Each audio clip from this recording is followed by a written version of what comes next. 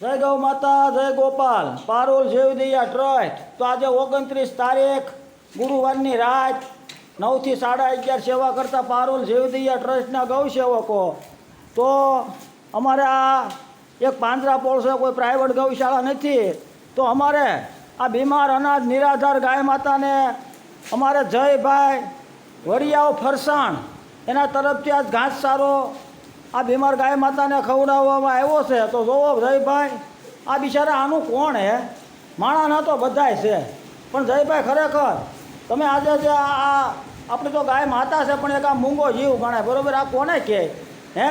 તો તમે આજે આને ખરેખર આપણે બધાય 1000 હાથવાળાને 32 ભાતના જે ભોજન ધરે છે ને ભગવાનને, પણ આજ તમે 32 ને પણ 32,000 ભાતનો ભોજન ધર્યો. કારણ કે આ ગાયમાં 33 કોટી દેવતાઓનો વાસ છે, એવું આપણા ઋષિ મુનિઓ અને આપણું શાસ્ત્ર કહે છે. તો ખરેખર તમે આજે જે આ ગાય માતાને આજે જમાડ્યું છે, તો હું તમામ દેવી દેવતાઓ અને ગૌ માતાના શરણમાં પ્રાર્થના કરું છું કે હે ભગવાન, આ તમારા આ મૂંગા જીવનું જેને જમાડ્યા છે તો એના પરિવાર ઉપર સદાય આશીર્વાદ વરસાવતા રહેજો અને એના તમામ પરિવારના આરોગ્ય સારા રાખજો અને ધંધામાં પ્રગતિ કરાવજો, એવી તમામ દેવી દેવતાઓ અને ગૌ માતાના શરણમાં પ્રાર્થના કરું છું.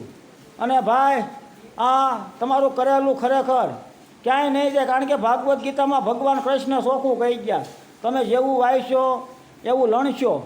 તો તમે આજે સારામાં સારું વાવ્યું છે તો આનો ભગવાન ખરેખર તમને પાકે બહુ સારો આપશે. આપણા ગઢિયા પહેલાં ખેતી કરતા 1 મણ અનાજ વાવતા તો 100 મણ અનાજ નીકળતું.